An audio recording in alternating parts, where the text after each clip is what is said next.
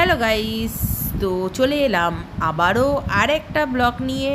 সেটা হলো বর্দি পাহাড়ের সেকেন্ড ব্লগটা। তোমাদেরকে আমি প্রমিস করেছিলাম যে খুব তাড়াতাড়ি আবার তোমাদের সঙ্গে দেখা হবে বর্দি পাহাড়ের সেকেন্ড পার্টটা নিয়ে। বদ্দি পাহাড়ের আলাদা একটা সৌন্দর্য, চারিদিকে ছোট বড় সব রকম পাহাড় মিলিয়ে অপরূপ এক সৌন্দর্য সৃষ্টি করেছে। তো এই দেখো, এই পাথরগুলোর মাঝখানে কি সুন্দর আবার জল এখানে স্টোর হয়ে রয়েছে, হয়তো বৃষ্টি টিষ্টির জল এগুলো স্টোর হয়ে রয়েছে এইখানে। তো এইবারে চলো তোমাদেরকে পুরো নদীর ধারটায় নিয়ে যাব। এটা হলো কি নদী তোমরা সবাই জানো, কংসাবতী নদী। তো এই রকম পাথরের মাঝখান দিয়ে কিন্তু তোমাদের যেতে হবে। তো একটু সাবধানে সবাই কেয়ারফুলি যখন তোমরা যাবে এখানে যেও। আর কারণ হচ্ছে এই যে মাঝখানে এই গর্তগুলো আরও ডেঞ্জারাস, একটু রকম বেখেয়াল হলে পরে সেখানে কিন্তু পা পড়ে যেতে পারে। তো চলো, সূর্যাস্ত হতে যাচ্ছে আর এই দেখো ভিউটা, কেমন লাগলো এই ভিউটা বলো তো একটু কমেন্টসে। দারুণ না? আর এই ভিউটার জন্য আমরা খুব তাড়াতাড়ি আমাদেরকে বলেছিল যে বেশি সন্ধ্যা হয়ে গেলে পরে কিন্তু এই ভিউটা পাওয়া যাবে না। তো ওর জন্য আমরা সকালেই এসে তাড়াতাড়ি করে খেয়ে দিয়ে আমরা বেরিয়ে পড়েছি। তাও একটু লেট হয়েছে, আরেকটু আগে হলে পরে হয়তো আরেকটু বেটার লাগতো। কিন্তু এই যা দেখেছি সত্যি কথা, আর তার সঙ্গে এই জলের একটা আওয়াজ, কলকল কলকল কলকল নদী বয়ে চলেছে, অদ্ভুত। ওখানে লোক নেই, জোর নেই, নীরব একটা জায়গায় এরকম একটা ভিউ, চিন্তা করো তো কেমন লাগে। সত্যি কথা, তোমরা একবার যাও ওখানে, ভীষণ ভালো লাগবে। এই পয়েন্টটায় কিন্তু অবশ্যই যেও।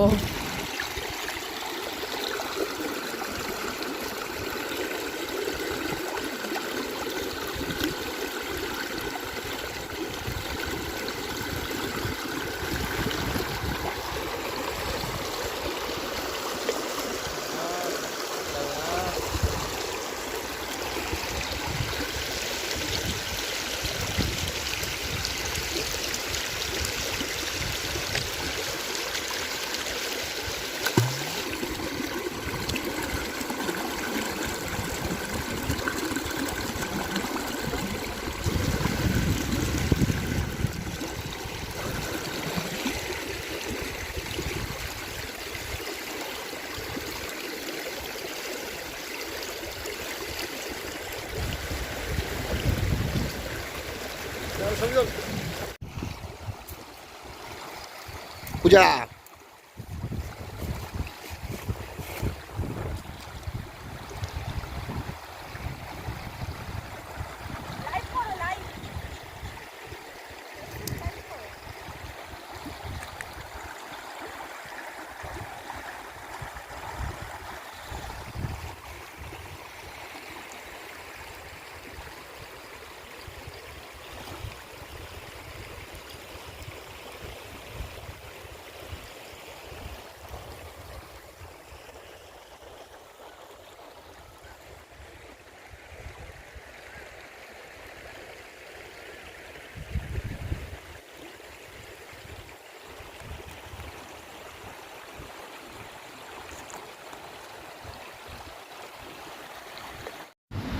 বলো তো কেমন দেখতে লাগলো বা শুনতে, এই যে জলের আওয়াজটা কত ভালো লাগলো।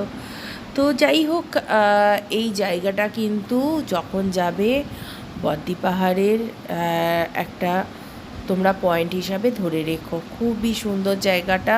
আর বলে না, নদী চলে নিজের ইচ্ছে মতো, কোনো কিছু না। দেখো পাথরের মাঝখান থেকে কিভাবে নিজের পথটা তারা বেছে নিয়েছে, এত ভালো লাগে এই বড় বড় বড় বড় পাথরের মাঝখানে আর এইরকম একটা নদী। আর সত্যি অপূর্ব। যখন আমরা ওই আশ্রম থেকে বেরোচ্ছিলাম তখন ভাবছিলাম কোথায় নদী কি জানি, কিন্তু এইরকম একটা যে দৃশ্য দেখতে পারবো সেটা ভেবে উঠতে পারিনি। তো এখনও চোখে আমাদের লেগে রয়েছে এত সুন্দর জায়গা। তো অবশ্যই অবশ্যই আমি বলবো এই জায়গাতে একবার যেও। নদীর এত সুন্দর দৃশ্য তার এত সুন্দর আওয়াজ আর এত সুন্দর মনোরম জায়গা ছেড়ে আমাদের আসতেই ইচ্ছা করছিল না। আর না আসার ফলে দেখো বেশ সন্ধ্যা হয়ে গেছে, আর একদম জঙ্গলের মাঝখান দিয়ে এই রাস্তাটা। রিসর্ট থেকে আমাদের বলেছিল যে একটু দাদা তাড়াতাড়ি ফিরবেন, কারণ পুরো জঙ্গল তো এইখানে, তো একটু প্রবলেম হবে। তো ন্যাচারালি রাস্তায় সেরকম একটা আলো নেই, আর মানুষেরও দেখা নেই। অনেক দূরে দূরে একজন দুজনকে কিন্তু দেখা যাচ্ছে। এবার ব্যাপারটা হচ্ছে গুগল মাঝে মাঝেই কিন্তু একটু হারিয়ে যায়। সেক্ষেত্রে আমাদের তখন এই যে আশেপাশে লোকজন থাকে তাদের থেকেই একটু পথ জানতে হয়। কিন্তু কাদের থেকে জানবো? অ্যাকচুয়ালি আমরা ভাবছিলাম যে আমরা ঠিক রাস্তায় যাচ্ছি তো না ভুল রাস্তায় যাচ্ছি, কিন্তু সেটা জানবারও উপায় ছিল না, যেহেতু একদম কম সংখ্যক লেক ছিল। তো যাই হোক, কিন্তু এই দৃশ্য কিন্তু দারুণ দৃশ্য ছিল।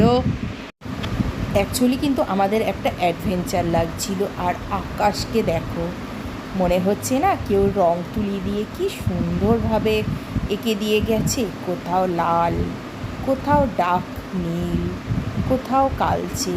এত সুন্দর দেখতে লাগছিল, মানে আকাশ আর জঙ্গল। তখন মনে হচ্ছিল পথটা হারিয়ে গেলেই ভালো হয়, কিন্তু যাই হোক ফিরতে তো হবে রিসর্টে।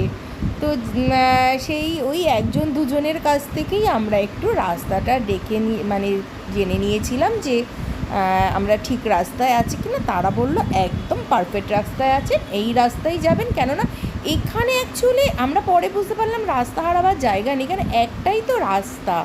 কিন্তু আমরা এটা চিন্তা করছিলাম যে উল্টো দিক দিয়ে যদি কোনো গাড়ি আসে, মানে এত অন্ধকারে তো বোঝা যাচ্ছে না সাইডে কতটা মানে ঢাল আছে না আছে। তো সেই ক্ষেত্রে কিন্তু আমি সাজেস্ট করবো তোমরা একটু তাড়াতাড়ি ফিরো, আমাদের মতন হারিয়ে যেও না। বাট আমি তো পাশে ছিলাম, তো আমার মজাই লাগছিল। যাই হোক, এইভাবে চলে এলাম আমাদের রিসর্টে, আর এই রিসর্টে একদম ঢুকে পড়লাম।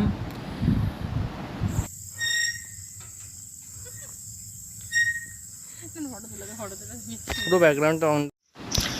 আমাদের রিসর্টের পেছনে যে পাহাড়টা ছিল, তো সকালবেলা আমরা তিনজনে মিলে বেরিয়ে পড়লাম পাহাড়টার ওপরে। কারণ বলেছিল এখানে একটা শিব মন্দির আছে ছোট্ট, তো সেখানে একবার ঘুরে আসা যেতেই পারে, মানে রিসর্টের লোকেরাই বলেছিল। তো দেখো আমরা চলে এসেছি সেই শিব মন্দিরটা দেখার জন্য। আর এই হলো ছোট্ট জঙ্গলের মাঝখানে একটা শিব মন্দির। একজন পুরোহিত আছেন, তিনি আসেন দুবেলা তিনবেলা, এসে এখানে ভোলে বাবার পুজো করে দিয়ে চলে যান। কিন্তু আমাদের দুর্ভাগ্য, তো সেদিনকে তখনও পুরোহিত আসেননি, কিন্তু আমাদের বেরোতে হবে বলে আমরা একটু তাড়াতাড়িই চলে এসেছি, মানে সকালবেলা উঠেই আমরা চলে এসেছি। তো যাই হোক, বাইরের থেকেই আমরা একটুখানি এই চারিদিকের ফিল নিলাম। তোমরা যখন আসবে তোমরা দেখো যে কখন এখানে ঠাকুরমশাই আসছেন, সেই সময় আসতে পারো, তাহলে মন্দির পুরো খোলা পাবে। তো এই ভেতর থেকে একটুখানি ভিডিও করার চেষ্টা করলাম, কিন্তু ভেতরটা এতই অন্ধকার যে কিছুই দেখা যাচ্ছিল না।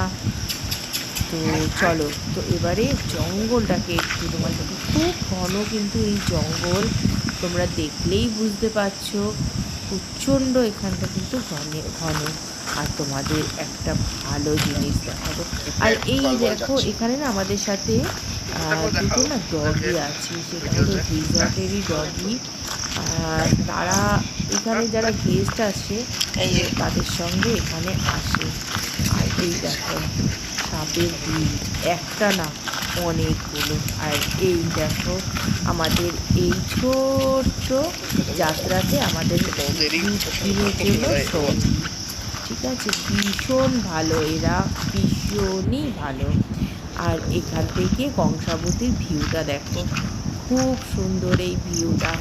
এখানে কিন্তু সবাই এসে এই ভিডিও বা ফটো নেয়, খুব ভাল লাগে। আর এইখানে কিন্তু কংসাবতী অনেকটা চওড়া। আমরা কালকে যেখানে নেমেছিলাম সেখানটা কিন্তু জলটা কম ছিল, কিন্তু এইখানে কিন্তু খুব গভীর জল। এখান থেকে তোমরা দেখেই বুঝতে পারছো এখানটা কিন্তু ভালো জল ছিল। এই জায়গাটা কি বর্দি পাহাড়ের একটা ভিউ পয়েন্টও তোমরা বলতে পারো, কারণ এইটাকে ভিউ পয়েন্ট হিসাবেই চিহ্নিত করা হয়। যদি তোমরা বর্দিপাহাড় ইকো রিসোর্টে থাকো তো এটা একদম তোমাদের গায়েই পড়বে। খুবই সুন্দর, কিন্তু এখান থেকে ভিউ দেখতে পাচ্ছ, মানে অপূর্ব অপূর্ব সৌন্দর্য এখান থেকে দেখা যাচ্ছে। এটা কিন্তু অনেকটা উঁচুতে রয়েছে, কিন্তু দেখলে মনে হচ্ছে একদম কাছে। এই হলো আমাদের ছোট্ট একদিনের বর্দিপাহাড়ের ট্রিপ। তো তোমাদের কেমন লাগলো অবশ্যই জানাবে। এবার আমাদের বাড়ি ফেরার সময়, তো চলো আবার একটা নতুন ট্রিপ নিয়ে তোমাদের কাছে আসবো। তোমরা সবাই ভালো থেকো, সুস্থ থেকো, আর অবশ্যই আমার চ্যানেলটাকে সাবস্ক্রাইব করো, লাইক করো, শেয়ার করো। আজকের জন্য এতটুকুনি।